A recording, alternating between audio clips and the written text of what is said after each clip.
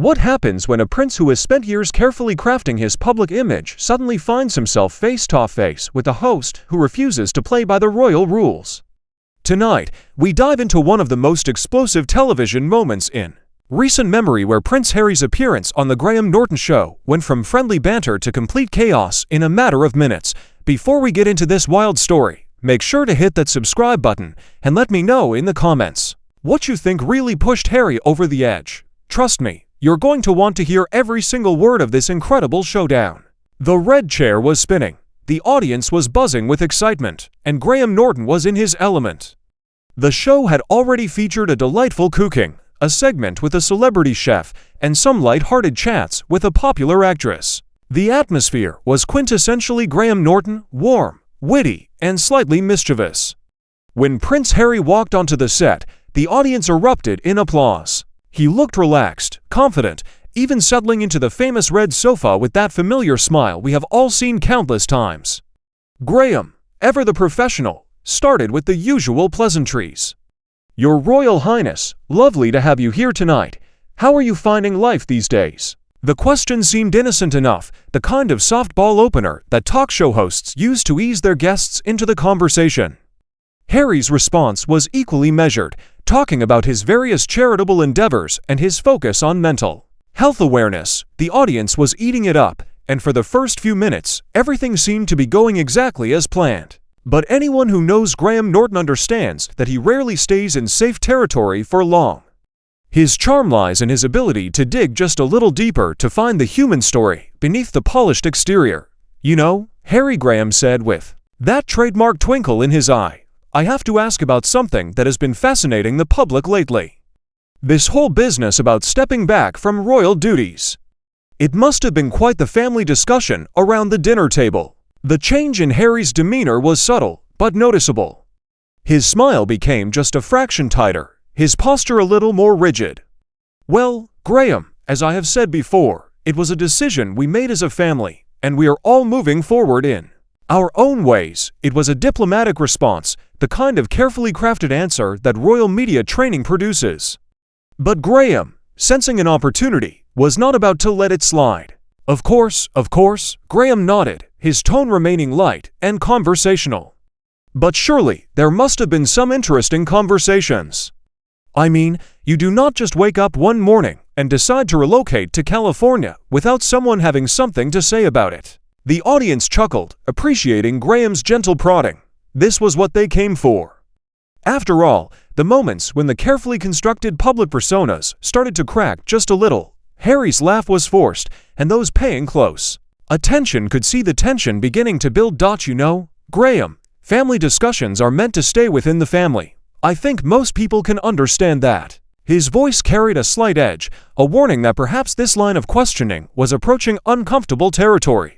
But Graham Norton did not become one of Britain's most beloved talk show hosts by backing down when things got interesting. "Absolutely, family privacy is important," he agreed, before adding with perfect timing, "Though I have to say, for a family that values privacy, you all do seem to end up in the papers quite a lot." The audience laughed, but it was a different kind of laughter now, the kind that comes when tension is building. "And everyone can feel it." Harry's jaw visibly tightened. "A teared for you," he said, his voice dropping to a more serious tone. "Media has a way of twisting, of making private family matters into public spectacles." The jovial atmosphere was beginning to shift, and Graham, experienced as he was, could sense the change in the room. "Oh, absolutely," Graham said, his tone still light, but with an undertone of challenge. "Though I suppose when you go on international television to discuss those private family matters, you are sort of inviting the conversation, are you not?" The question hung in the air like a challenge, and the audience fell silent, sensing that something significant was about to happen. Harry's response was immediate and sharp. "I think there is a difference between sharing your truth and having others profit from your pain," he said, his voice rising just enough to signal that his patience was wearing thin. "Some of us have had to live with the consequences of media intrusion our entire lives, and sometimes you reach a point where you have to speak up." Graham leaned forward slightly, his expression becoming more serious. "I understand that, Harry, I really do, but you have to admit there is a certain irony in complaining about media attention while simultaneously courting it." I mean, you have done interviews, documentaries, written books. You cannot really have it both ways, can you? The question hit like a lightning bolt. Harry's face flushed, and for a moment the carefully constructed royal composure completely disappeared. "You know what, Graham," he said, his voice now clearly angry. "I think there is a fundamental misunderstanding here about what it means to try to control your own narrative when you have spent your entire life having other people control it for you."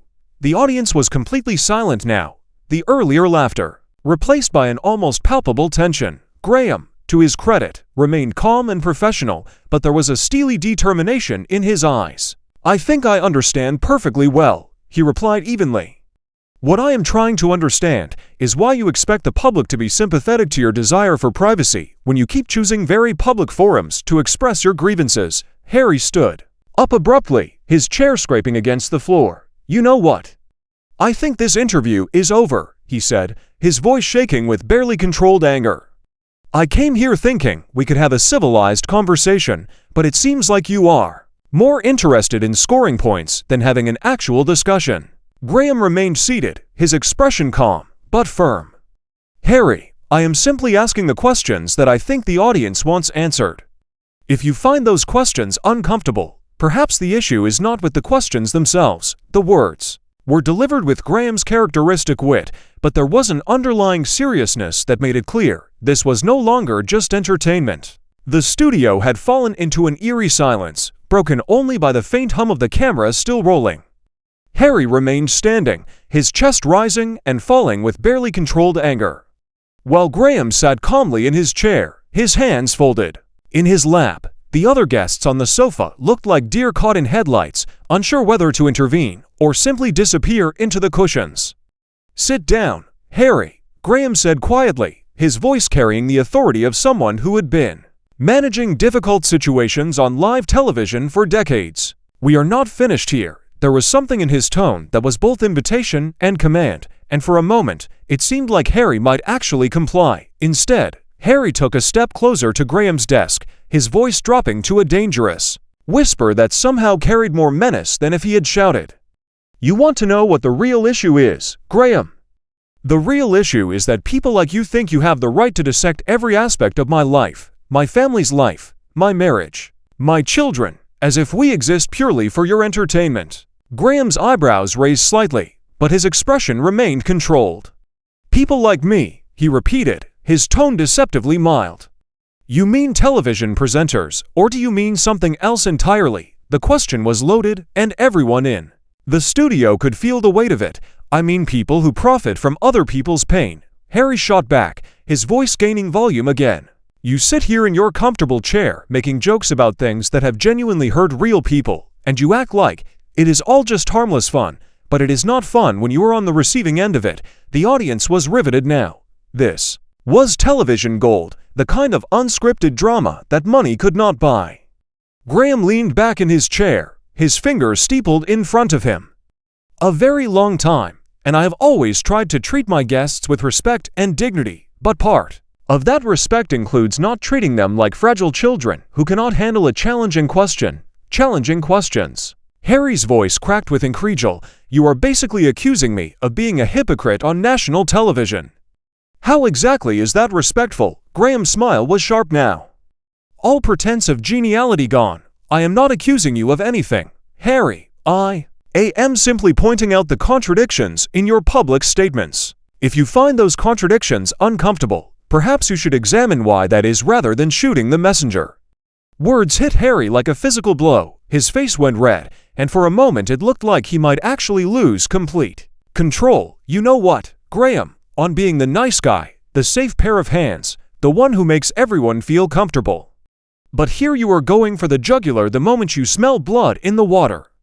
Graham stood up now, his full height matching Harry's, and suddenly the dynamic in the room shifted completely. "I am not going for anyone's jugular," he said, his voice steady, but with an edge of steel. "I am doing my job, which is to have interesting conversations with interesting people. If you cannot handle that level of scrutiny, then perhaps you should reconsider putting yourself in the public eye." "There it is," Harry said, pointing an accusatory finger at Graham. "Thinks they know, but the calculating media manipulator who will throw anyone under the bus for a good story. The accusation hung in the air like a toxic cloud. He looked genuinely angry. You want to know what is calculating, Harry? Coming on my show, accepting the platform, the audience, the publicity, and then having the audacity to lecture me about media manipulation. You cannot have it both ways. You cannot court the media when it suits you, and then play the victim when it does not. I am not playing anything, Harry snapped back. I am trying to protect my family from the same kind of treatment that destroyed my mother. Family. The mention of his mother sent a visible shock wave through the studio. Graham's expression softened slightly, but his voice remained firm. Do not bring your mother into this, Harry. That is not fair, and you know it. Your mother was a remarkable woman who faced genuine persecution from the media, but your situation is not the same, and using her memory to justify your current behavior is beneath you. Harry's face went white with rage. How dare you, he whispered, his voice trembling with fury. How dare you tell me what I can and cannot say about my own mother? You did not know her, you did not lose her. You have no right to use her name to make your point. And you have no right to use her name to avoid answering difficult questions. Graham shot back, his own voice rising now. Your mother faced real persecution, real danger, real consequences. And talk show hosts, there is a difference, and pretending otherwise diminishes what she actually went through. The studio was electric with tension now. The other guests had completely disappeared into the background. The audience was holding its collective breath, and the cameras kept rolling, capturing every moment of this extraordinary confrontation. Harry was shaking with rage, his hands clenched into fists at his sides. You know what, Graham, Harry said, his voice now ice-cold. Behind all that charm and wit, you are just another media vulture, feeding off other people's misery. Graham's smile was razor-thin now. And this conversation tells everyone everything they need to know about you too.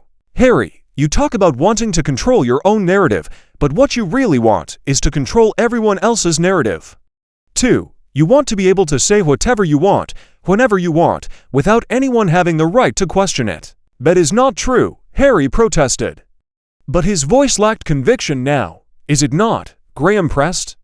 Because from where I am sitting, it looks like you are perfectly happy to discuss your family's private business when it serves your purposes, but the moment someone asks you to explain the contradictions in your position, you throw a tantrum and storm off. Harry's face was purple with rage now. I am not throwing a tantrum, he shouted, his voice echoing through the studio. I am standing up for myself and my family against people who think they can say whatever they want about us without consequences. What consequences? Graham asked, his voice deceptively calm. What exactly are you threatening here, Harry? Because it sounds like you are saying that anyone who questions you should face consequences. That sounds rather authoritarian for someone who claims to champion freedom and democracy. For a long moment, his chest heaving, his hands shaking with rage. You know what, he said finally, his voice barely controlled. I do not have to sit here and listen to this. I do not have to justify myself to you or anyone else. No, you do not, Graham agreed, settling back into his chair with an air of satisfaction. But if you leave now, if you walk out of here in a huff, everyone will know exactly what kind of person you really are. Someone who can dish it out but cannot take it, someone who demands respect but refuses to show it to others. Prove Graham's point, the silence stretched on, becoming more uncomfortable. With each passing second, the moment stretched like a taut wire, ready to snap. Harry stood there, his face a mask of barely contained fury, while Graham remained seated, his expression one of calm satisfaction. The studio audience was so silent you could hear a pin drop, everyone sensing that they were witnessing something unprecedented. Finally, Harry broke the silence, his voice low and dangerous. You think you are so clever, do you not, Graham? You think you have backed me into a corner where I have no choice but to take your abuse or prove your point by leaving. But you have made one crucial mistake. Graham's eyebrows raised slightly, but his expression remained controlled. And what mistake is that, Harry? You assume I care what people think, Harry said, his voice gaining strength. You assume that your opinion or the opinion of your audience matters to me. But here is the thing, Graham. I have spent my entire life being judged, criticized, and analyzed by people who know nothing about my real life. And I have learned that the opinions of people like you are worth exactly nothing." Graham leaned forward, his interest clearly piqued. "People like me again? You keep saying that. What exactly do you mean by people like me?" "People who have never had to make a real sacrifice for anything," Harry shot back. "People who have never had to choose between their family and their conscience. People who sit in judgment of others from the comfort of their privileged positions, never having to face the consequences of the decisions they criticize." Graham's smile was sharp as a blade.